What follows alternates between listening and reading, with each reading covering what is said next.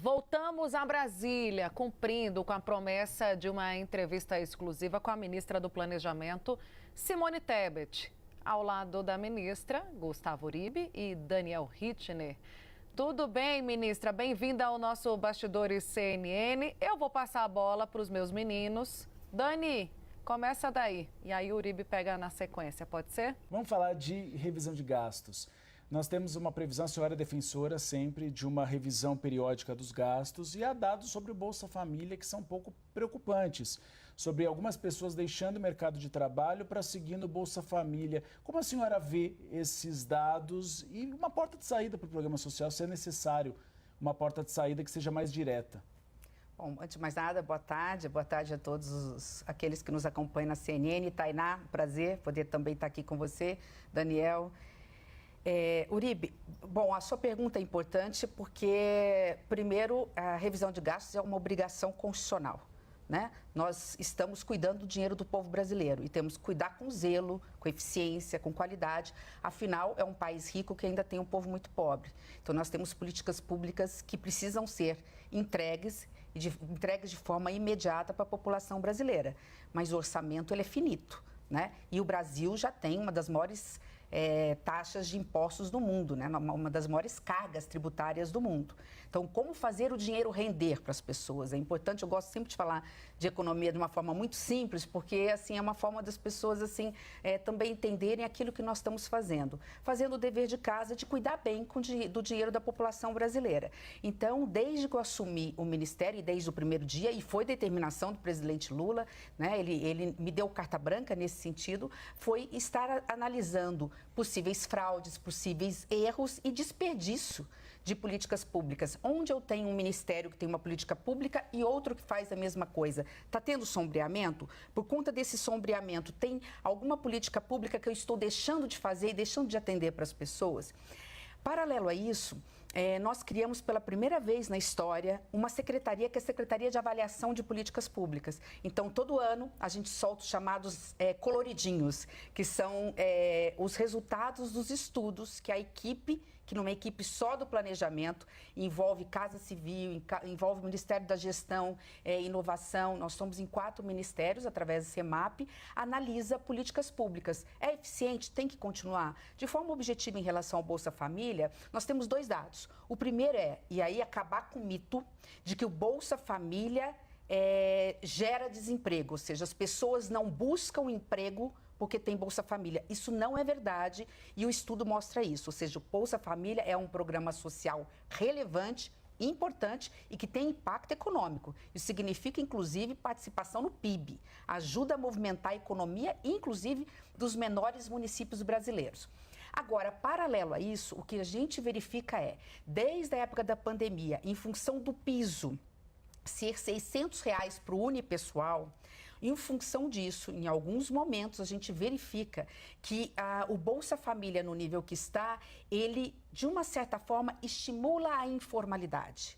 Não é que ele é o fator principal da informalidade, nós temos N razões para a informalidade. Então, este é um dado importante. É um dado que, de alguma forma, diminui a importância do Bolsa Família? Muito pelo contrário. Isso mostra que nós estamos zelando por um programa que precisa ser melhorado. E esta é a intenção da equipe do governo do presidente Lula. E isso significa, ministra, tomando como base o relatório que a Secretaria, inclusive, divulgou ontem, analisando, entre outros programas de governo, o Bolsa Família, que o programa pode, em algum momento, ser uma barreira ao acesso para o mercado formal de trabalho? Eu pergunto isso porque, neste momento, existe uma discussão toda em torno, coordenada pelo ministro Wellington Dias, em que se discute muito quem acessa o mercado formal de trabalho tem carteira assinada.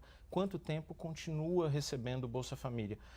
Quais são as ideias que a senhora pretende levar para essa discussão? O que a gente analisa dentro do programa é que, embora a gente tenha feito um avanço para estabelecer que a pessoa que conseguir emprego, mesmo com carteira de trabalho, recebendo o Bolsa Família, vai ficar por 2 anos recebendo metade do programa social, que é preciso algo mais para garantir a formalidade. Isso não vai ser suficiente. Que seria algo mais? Garantir produtividade, ou seja, pegar essas famílias ou essa pessoa que está ganhando a metade do programa, que está inserido no mercado de trabalho e qualificar. E isso a gente precisa fazer, inclusive com a iniciativa privada. Eu estive ontem com o vice-presidente da CNI, né, onde eu abordei esse tema. Ele falou, a gente podia melhorar isso, aumentar ainda mais a quantidade, o valor a ser pago para quem está no Bolsa Família para ele vir para o mercado de trabalho. Falei, primeiro que o orçamento não suporta, né? Vou pagar o quê? Uma Bolsa Família inteira para o beneficiário, mesmo ele estando recebendo, eu preciso zerar a fila de quem precisa. E segundo, que isso é insuficiente. O que eu preciso é que vocês, né, da Confederação Nacional das Indústrias, do setor do comércio, da iniciativa privada, nos ajudem, como já fazem, é importante dizer que são nossos parceiros. Nós precisamos que vocês acolham essas famílias, qualificando essas famílias para que eles possam ir direto para a indústria. Porque o salário da indústria é muito bom, ele tem uma média de R$ 2.400. Então, é óbvio que uma família com um salário de R$ 2.400, ela vai para a formalidade, ela vai para a carteira de trabalho e ela abre mão do Bolsa Família até para a gente pegar esse valor do Bolsa Família e dar para famílias que mais precisam. Tainá? Ministra, queria repercutir um pouco uma fala recente da senhora, quando disse que o próximo presidente da República não vai conseguir governar o país com o arcabouço fiscal que existe hoje, sugerindo uma mudança de ajuste fiscal no final de 2026. Queria saber duas coisas. Por que, na sua avaliação, ou se essa modificação não poderia ser feita agora, diante do estrangulamento dos gastos públicos? E como poderia ser um novo projeto de arcabouço fiscal, ministra? Obrigada, Tainá. Estou rindo aqui porque eu estava brincando com o Daniel sobre essa questão, cuja minha resposta teria, de alguma forma, gerado polêmica. Essa é a importância da previsibilidade. A gente conseguiu também implantar, foi um mérito desse governo, que acatou uma sugestão nossa do Ministério de fazer orçamentação de médio prazo. Ou seja, a gente agora, quando a gente apresenta o projeto de LDO, não é só com a estimativa do ano seguinte mais 2, é do ano seguinte mais 3. Então, desde o ano passado, a gente já estava vendo alguns sinais de estrangulamento do orçamento brasileiro. Vamos lembrar 3 pontos muito rápidos. O arcabouço que nós mandamos para o Congresso Nacional, ele foi modificado.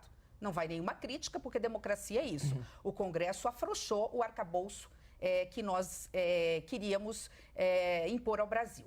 Depois, no ajuste fiscal, sabendo que faria falta a diminuição de corte de gastos lá na frente, também o Congresso, embora tenha aprovado quase 90% das nossas sugestões, não aprovou 100%. Então, quando a gente estava já elaborando o PLDO do ano que vem, elaborando, portanto, esse ano, nós verificamos que já em 2027 nós vamos ter um grande problema. Por quê? Nós estamos tendo um crescimento muito grande das despesas obrigatórias, leia Previdência Social, aposentadoria, salário, as despesas obrigatórias estão, BPC, crescendo muito e estrangulando o dinheiro que sobra para investimentos públicos, até para as emendas parlamentares do Congresso Nacional, para se fazer investimentos na área da saúde, da educação, além daquilo que é considerado piso. Então, tendo em vista esta situação, e por fim, que é o terceiro ponto, a partir de 2027, vamos lembrar, né, nós perdemos aquele waive, que era a capacidade que a gente tinha de pagar precatórios fora das regras do arcabouço. E nós não estamos falando de pouca coisa, nós estamos falando de acrescentar pelo menos mais entre 40 e 50 bi as regras do arcabouço. Então, por que 2027? As pessoas falaram assim, é porque é outro presidente? Não, é porque em 2027 eu sou obrigada a colocar precatório para dentro. E repetindo, não é 1 bi, 2 bi ou 4 bilhões de reais, é muito dinheiro. Então, diante desse cenário, qual é a observação que eu faço? Experimentada que sou pelo Congresso Nacional, porque só como senadora fiquei 8 anos lá, que nós temos uma janela de oportunidade que não é agora, nós estamos na antivéspera de um processo eleitoral. O Congresso Nacional não vai querer votar nada que possa ser de alguma forma conflitoso. Nós temos uma janela que é após a eleição, seja qual for o próximo presidente da República, nós temos uma janela de uma PEC, como há 4 anos atrás teve a PEC da gastança, agora o processo é inverso. Né? Como teve uma PEC da transição, muitos chamam de PEC da gastança, a gente precisava repor políticas públicas, inclusive eu votei favorável, né? Achava que não precisava ser 160 bi, 120 bi, 130 talvez seria suficiente, mas aprovamos no Congresso Nacional. Agora nós temos uma janela de oportunidade da PEC do apertar os cintos, onde nós não precisamos mudar o arcabouço, nós não precisamos de outra regra fiscal. Nós precisamos, com esse mesmo arcabouço, estabelecer certos parâmetros. Vou dar 2 ou 3 exemplos aqui, que não significa que eu pense nesses exemplos, para não falar, a ministra já saiu falando. Nós vamos colocar o piso da educação e da saúde para dentro das regras do arcabouço ou não? Ou vamos dizer que o limite de gastos do Brasil, a partir de 2027, não vai ser inflação mais 2,5%, vai ser inflação mais 2%. Eu não sei. Isso vai ter que vir depois de uma conversa da equipe econômica, junto com o presidente ou o próximo presidente, e vai depender também da vontade do Congresso Nacional. Mas que nós vamos precisar aperfeiçoar o arcabouço fiscal e o regime fiscal brasileiro, nós vamos, porque, de novo, não adianta só combater fraude, combater erros, combater desperdícios, porque as despesas obrigatórias no Brasil estão crescendo e crescendo muito rápido. Mas, ministra, mês a mês a situação vai ficando mais difícil e ano após ano. Só para pegar um dado do PLDO, que foi enviado recentemente ao Congresso, em 2029 as despesas discricionárias do governo ficam em menos de 10 bilhões de reais. Hoje a gente está falando de montantes superiores a 200 bilhões. Esse é o tamanho do aperto. A senhora acha que é o caso de este governo ainda fazer uma sugestão, apresentar uma proposta para discussão? Porque se a gente deixar tudo para 2027, independentemente de qual governo for, a gente está prorrogando um debate. Daniel, sugestões nós temos muitas. Então, nas gavetas, assim, nós, a equipe econômica... Mas ninguém conhece, né?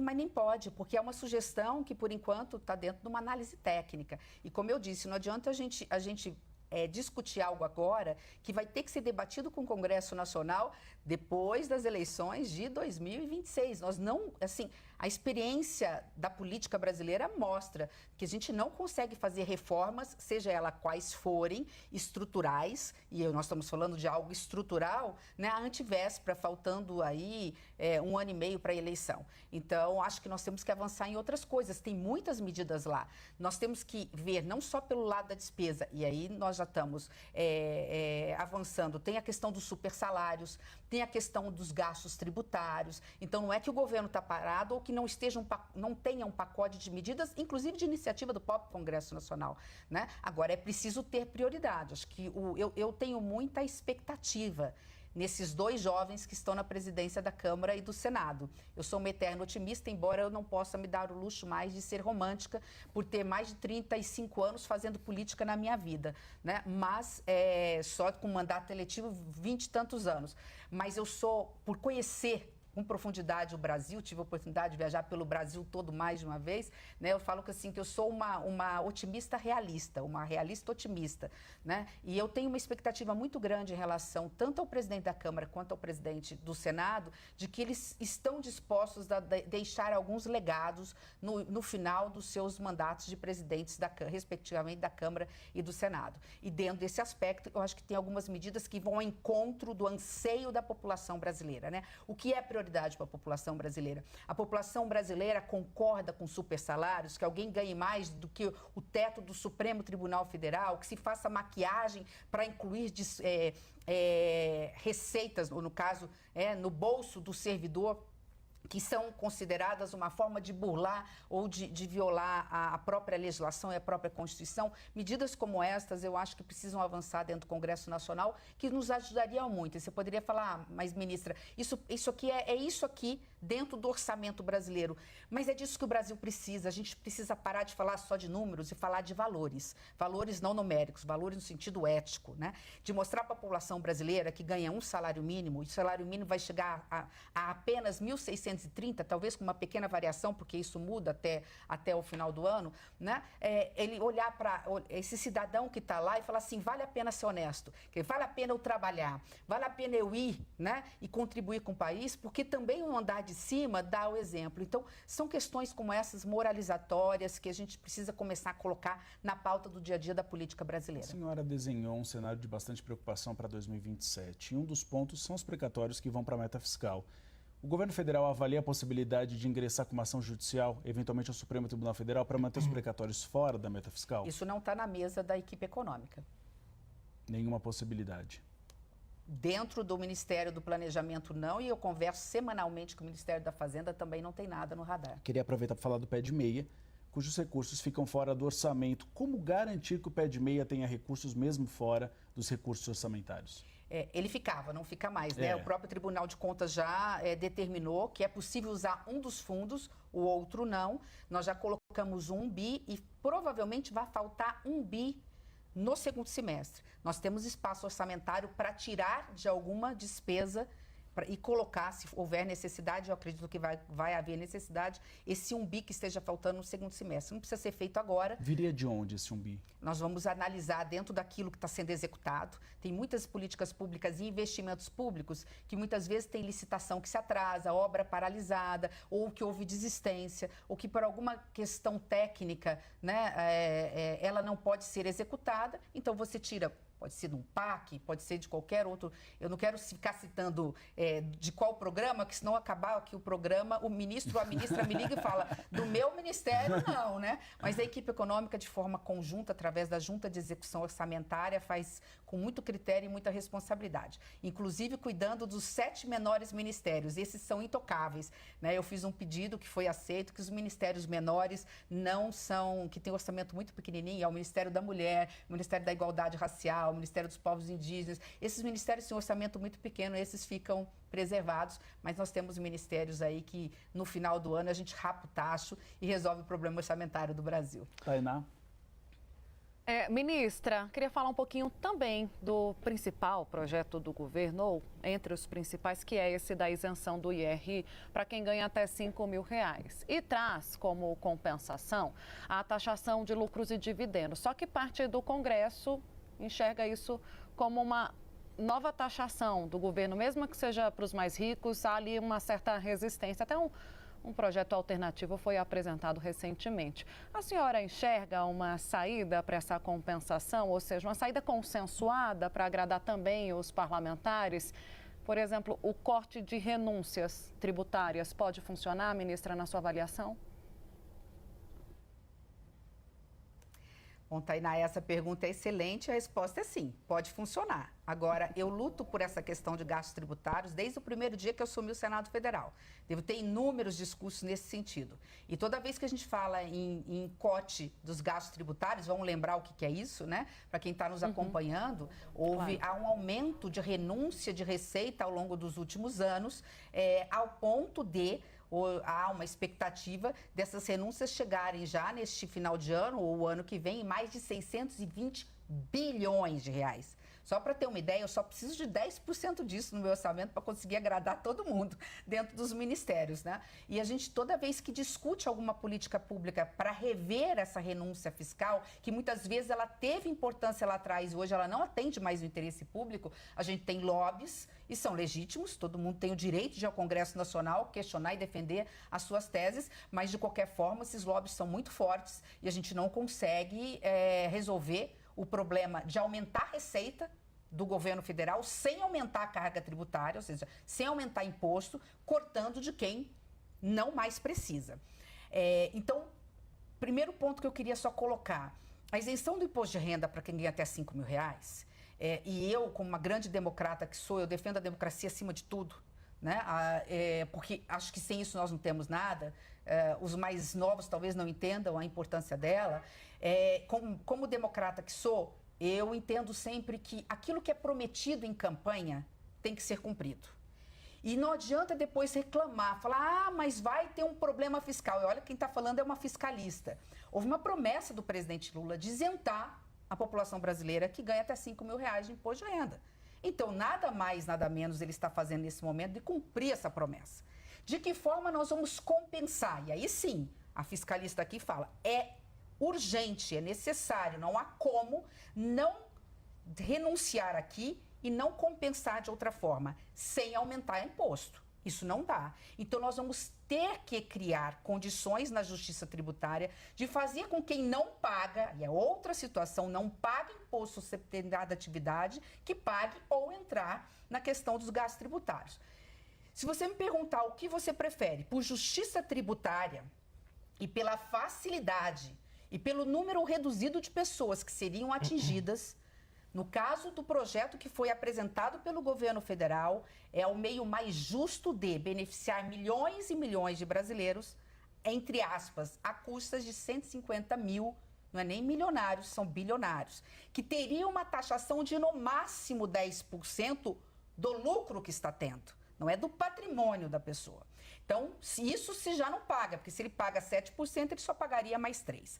Essa é a forma mais justa. Se o Congresso entender que não é desta forma, que vai entrar pelo lado do gasto tributário, de novo, aqui, alguém que preza pela independência dos poderes. É o direito do Congresso Nacional fazê-lo. Eu só não consigo visualizar essa alternativa como uma alternativa fácil, tendo em vista que eu passei 8 anos lá e nós tentamos, de todas as formas, de alguma forma, mexer. A única coisa complicada é você ir na linearidade. Eu dizer o seguinte, eu vou cortar 10% dos gastos tributários de todo mundo. Até porque, assim, no lato senso, Bolsa Família é gasto tributário, só que é um gasto tributário necessário, você não vai cortar.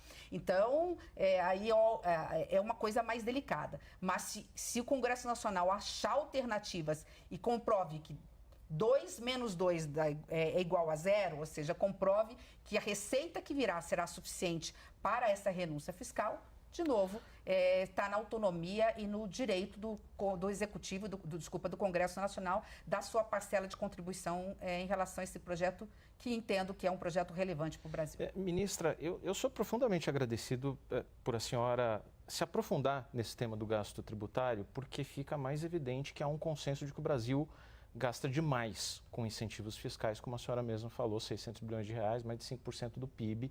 Isso é insustentável ao longo do tempo. O problema é que sempre que a gente fala em rever gasto tributário, fica mais ou menos como aquela coisa da reforma tributária. Todo mundo é a favor, mas quando toca no seu cantinho ali, ninguém quer. Para a gente não deixar o assunto muito amplo, e aí é óbvio que há as dificuldades e os lobbies que se manifestam, o que mais fica gritando no papel quando a senhora pega os gastos tributários? Existe dedução de imposto de renda para saúde e educação da classe média. Existe Zona Franca de Manaus. Existe o Simples Nacional, que ainda tem gente falando, inclusive, em aumentar, reajustar a tabela do Simples Nacional. O que a senhora olha e fala, isso vai ter que ser atacado? O Super Simples, mas eu vou explicar por quê. Primeiro, o Super Simples corresponde a mais ou menos 20% das renúncias fiscais. Se a gente for olhar na ordem, o que mais significa renúncia fiscal passa de 100 bi de renúncia. É uma medida relevantíssima. Eu sou super favorável ao programa, votei lá atrás o aumento. O último aumento achei que estava muito, não tinha como ter destaque, votei favorável. Agora, o que acontece em relação ao Super Simples? Você tem que ter mecanismos de analisar verticalmente se está havendo fraude no benefício concedido. E eu explico. Como você não olha CPF, você pode, ou mesmo CNPJ, você pode estar fazendo com que uma pessoa, que quando atinge o teto do Super Simples, uma empresa, ela falou, opa, vou criar outra, que é com outra razão social, mas produzir o mesmo objeto, com o mesmo CPF, ou com o CPF da esposa e tudo mais. Então, dentro dessa verticalidade, eu acho que vale aprimoramento dessas renúncias fiscais. Então, o Super Simples existe, precisa existir. O pequeno comerciante, empresário, ele não consegue competir com o grande, ele não consegue competir com a China, ele não consegue competir com os produtos que entram de fora.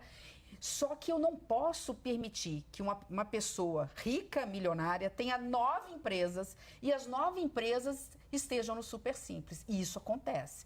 Aí você vai me perguntar assim, Daniel, mas nós estamos falando do quê? Eu não saberia dizer. Né? A Receita Federal está analisando, deve estar analisando esses estudos, ela é muito fechada, então nem eu sei o que a Receita Federal faz, porque da mesma forma como a SOF aqui no meu ministério também a gente tem uma reserva muito grande de ficar passando para outros ministérios os trabalhos, são dois órgãos muito delicados, né? Mas a gente precisa ter coragem de enfrentar com uma medida simples. O Super Simples não é pouco, O teto hoje já é um teto, acho que de 3 milhões e 600 mil, acho, não sei se eu estou falando besteira, se 3.800. 3 milhões e 800, aí você permitir que uma única família tenha 10 empresas no Super Simples, está falando que é uma família que tem um faturamento bruto de quase 40 milhões de reais por ano. Então, você tem medidas como essas que poderiam estar sendo modificadas pelo próprio Congresso Nacional, né? Que daria um bom retorno financeiro. Dedução de imposto de renda para despesas de saúde e educação, que é um benefício que principalmente a classe média usufrui. A senhora é a favor de colocar numa discussão sobre gasto tributário? Daniel, sabe por que não agora, nesse momento? Porque senão eu estaria dando com uma mão e tirando com a outra, pelo menos para efeito de compensação agora da isenção do imposto de renda. Eu estou isentando de imposto de renda a classe média. Aí eu vou falar assim, eu isento aqui, mas você agora não pode deduzir. Então, está ficando assim, claro que o foco, digamos, alguma coisa para prestar atenção é o Simples Não, Nacional. eu acho que no geral, a gente tem muito, igual a isso, a gente tem outras medidas, tem, por exemplo, algumas doenças consideradas doenças raras, não nem doenças raras, mas doenças como câncer e tudo mais, que você tinha direito à dedução, agora você está curado, você continua tendo, então você talvez limitar esse valor, qualquer pessoa. Então, eu poderia ter, não posso, quer dizer, eu não posso ter direito a essa dedução, estando curado, estando no mercado de trabalho e tudo mais. Então, se a gente for analisar verticalmente, ou mesmo na análise de cada projeto, todos eles podem estar sujeitos a aprimoramento do Congresso Nacional. Você acabou de dar uma dica aí para o Congresso Nacional, né? Quem sabe para a CAI, tanto da Câmara do Senado, e estar analisando a legislação específica de cada um dos gastos tributários para ver onde pode aqui e ali. Porque, de novo, gente, a gente faz isso aqui, ó, para analisar a eficiência de gastos públicos, para conseguir ter 5 bi, 2 bi, 1 bi, 500 milhões, é o Proagro, é o seguro defeso, as fraudes do Bolsa Família que nós tivemos, né, por conta da pandemia, no primeiro ano do governo, nós tivemos condições de cortar 12 bi em orçamento e colocamos para dentro 7 bi de reais em famílias que precisavam do Bolsa Família, mas mesmo assim sobraram 5, esses 5 bi foram para outras políticas públicas, mas fora esses números maiores, a maioria da análise, de avaliação de políticas públicas que a gente faz, são de valores muito pequenos. Então, se a gente não mexer na parte de receita, de gastos tributários, a gente vai ter problemas, talvez, e você tem razão, no próprio final do ano que vem. A gente precisa encerrar aqui no Bastidores CNN. Vou fazer uma última pergunta de política rapidamente, depois a gente vai continuar a nossa conversa no CNN Money. 2026. A senhora defende que o MDB apoie Luiz Inácio Lula da Silva e quem a senhora acredita que será o adversário de Lula? Bom, eu posso responder a primeira, a segunda eu quero dizer que eu não sei. Tá. Não sei quem será o próximo, mas eu entendo que o MDB, até por coerência, porque tem 3 ministérios, eu defendo que esteja no palanque do presidente Lula em 2026. Tainá? Ministra, também agradeço demais a participação aqui, essa conversa, para vários esclarecimentos necessários à nossa audiência do Bastidores CNN. Simone Tebet, ministra do Planejamento e Orçamento, segue, portanto, em entrevista no CNN Money. Obrigada, ministra. Obrigada, Uribe, Hitner.